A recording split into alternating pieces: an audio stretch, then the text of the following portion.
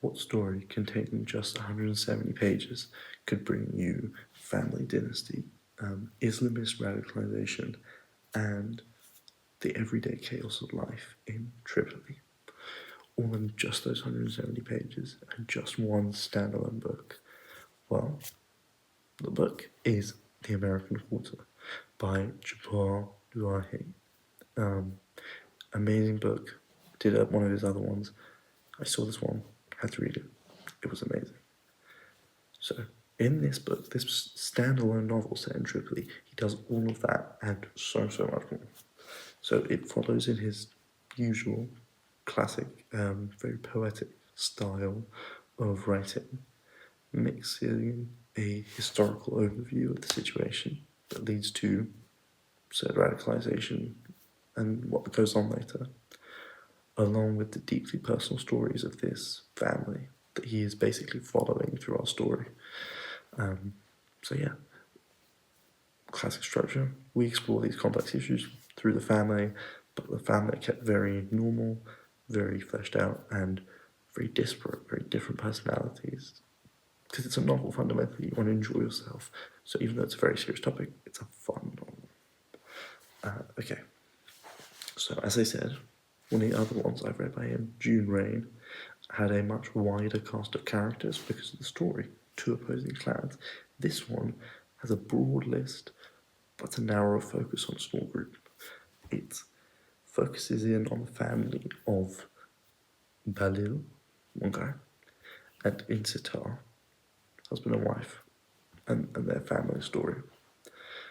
And most importantly, they have a son called Ismail, and he is, I mentioned him, the closest we have to a central protagonist. There is no single protagonist, the family is kind of the focus, but he develops into our main driving force within the story, basically. The place, as I said, where they live in the American Quarter, which is this area within Tripoli, city in northern Lebanon, massive city, very historic city, but the American Quarter is more impoverished quarter of Tripoli, and specifically, it's a hotbed for the story and the story's message, which is about Islamist radicalization. So a heavy topic. The American Quarter, which is this book is named after, is described as like this chaotic, busy place, but with a strong sense of communal spirit. And those are our people, and that's basically our place. So, a brief overview of the plot. It's basically, the whole thing is kind of a love letter to Tripoli, which interestingly is the story set in Tripoli. And the childhood of the actual author is in Tripoli, so more so than June Rain, which was set somewhere else, this is actually about his own childhood.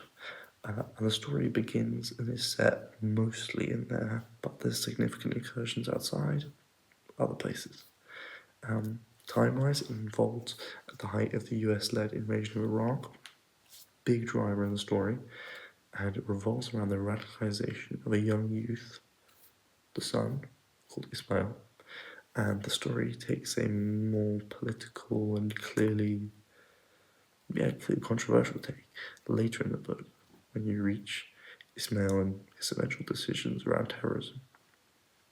So, the key thing you need to know is, as with all of these stories in Lebanon, it's never just this generation, even though the invasion of Iraq drives a lot in the story in terms of pushing people in the American Quarter to become more susceptible to these Islamist extremist organizations. There is a personal history too, and a big part of it is his father, as I mentioned, Bilal, who was a survivor of basically a massacre of fighters from that village who went to fight someone else, got ambushed, killed. He was the only survivor, so he has a lot of guilt, shame with him, and suspicion that people have placed on him that he's collaborated to get away and survive. So he lives with a deep sense of shame and basically lives it by haunting the city at night. Crazy, I know. Watching TV all day. Terrible. And just wandering around being a nobody. It's basically the dad's whole thing, because it's kind of survivor's guilt and the suspicion of the whole community that they're very deeply within. But there's another family which theirs is intertwined with, because the mother in Zatar worked for the family of Abdel Karim Azam Al-Azam, which in the book is a very influential family, very famous family in Lebanon. Grandparents got statues, they drive in these limousines, and most importantly for our story, they have a cleaner who is in Zatar, the mother. So they are kind of this parallel family in a completely different social strata that the story explores. Okay, double checking that I'm not straying too far off script. Okay, so Ismail, growing up with all of that, eventually gets radicalized in the aftermath of Iraq. He becomes friends with Abdel Karim al-Azham, who as a kid was raised by Insatar. She's now a cleaner, so he becomes friends with that guy before he leaves. Joins an Islamist organization and returns. I won't say more because the plot makes it much more interesting, but that's the essential bit of it. Goes off, is radicalized, goes off, comes back. So that's kind of the driving bit.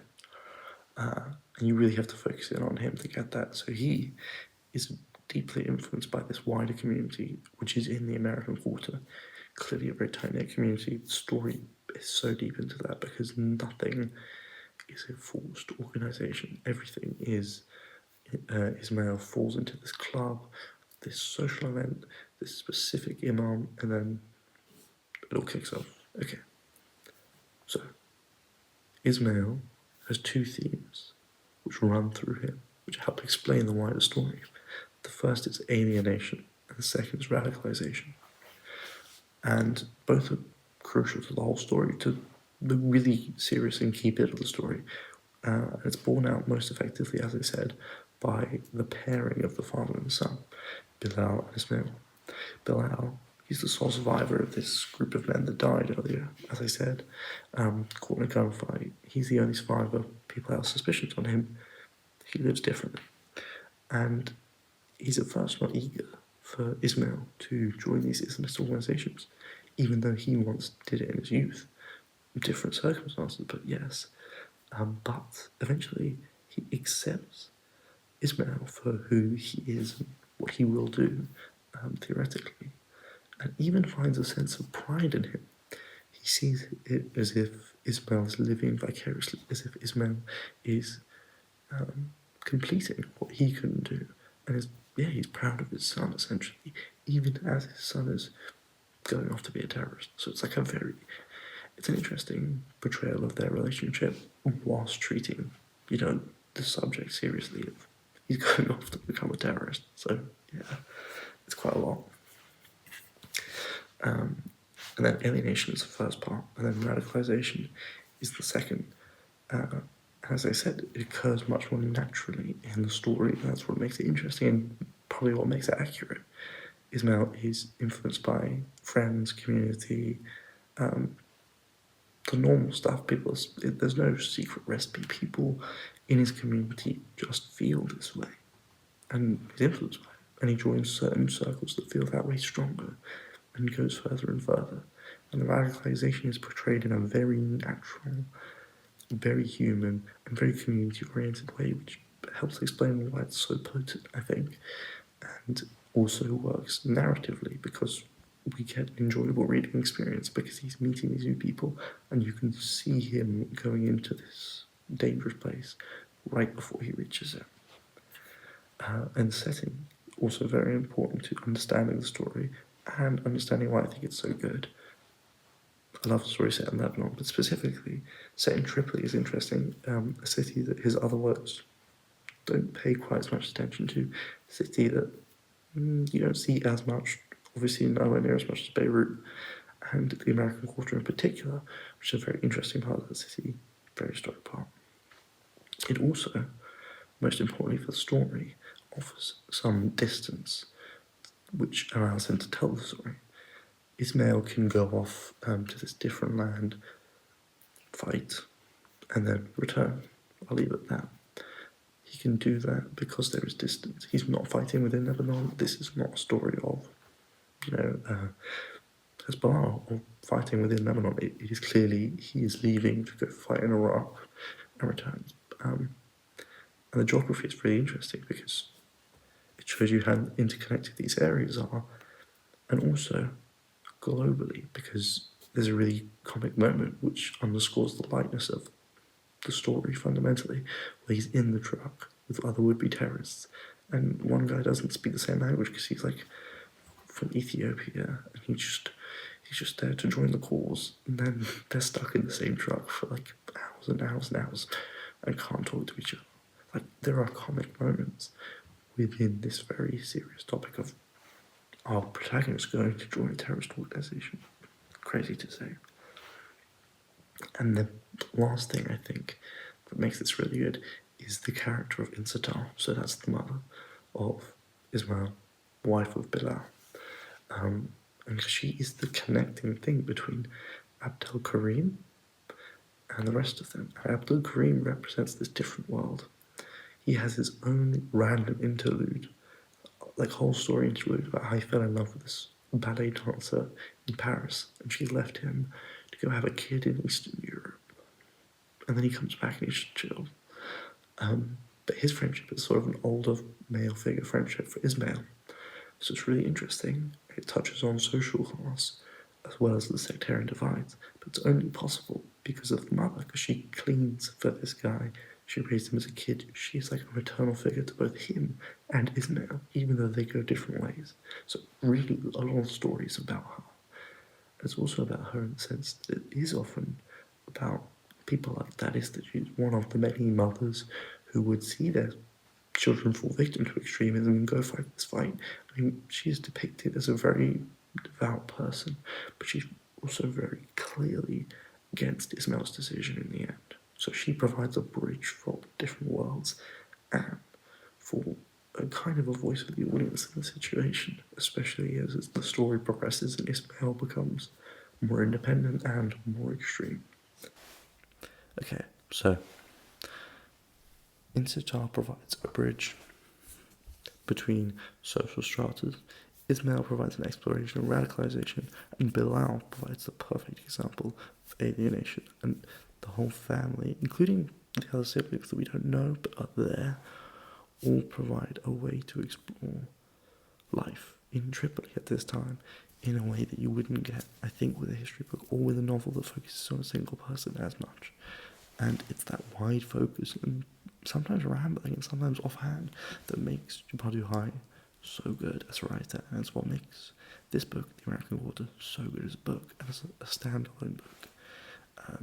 He's not afraid to approach, I mean, what's a pretty serious topic, and pretty complex characters. You know, this is a character who's going off to become a terrorist right after 9/11. To kill US troops is essentially his stated aim.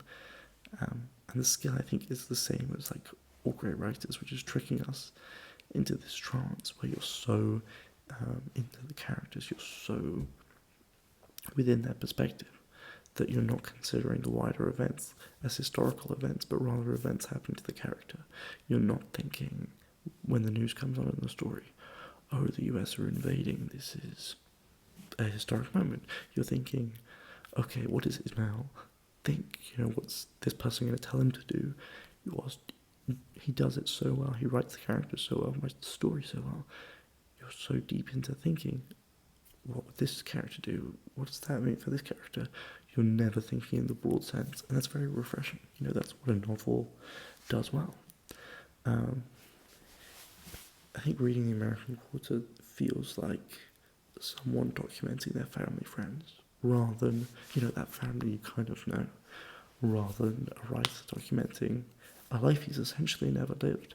Not that he hasn't had many of these experiences, but this is a work of fiction, and it's so good for that.